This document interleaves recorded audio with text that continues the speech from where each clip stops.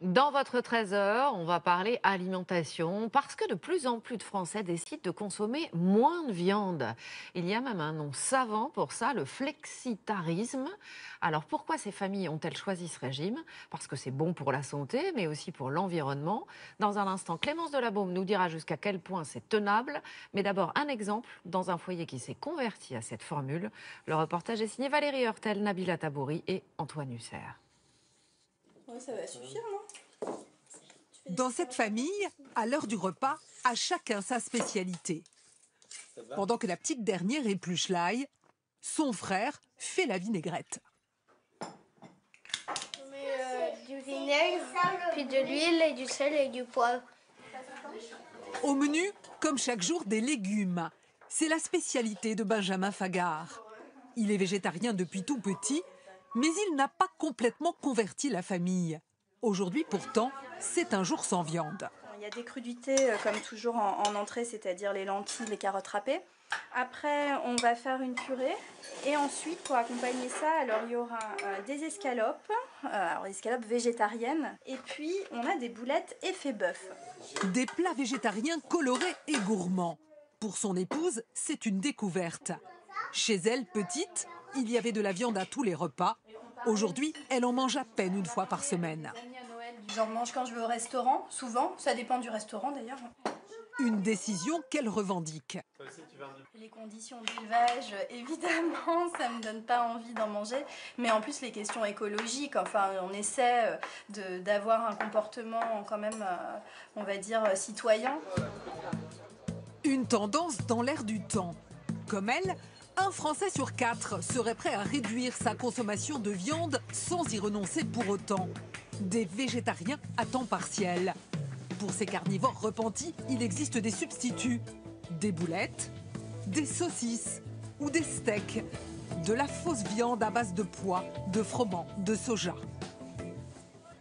Il y a même une boucherie végétarienne.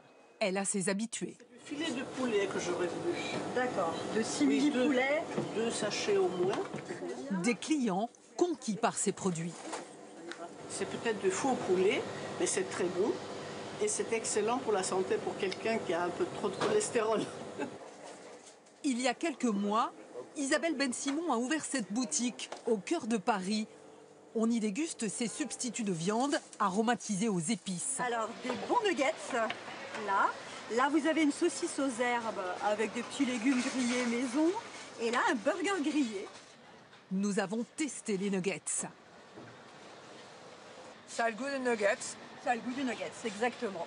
Goût, texture, aspect, on est très proche de la viande. Également le mordant, quand on mange la viande, on a cet aspect de satiété. Et puis vraiment, on mâche quelque chose. Donc on se rapproche des codes alimentaires que nous connaissons en tant que carnivores, mais en mangeant des produits qui sont plus sains.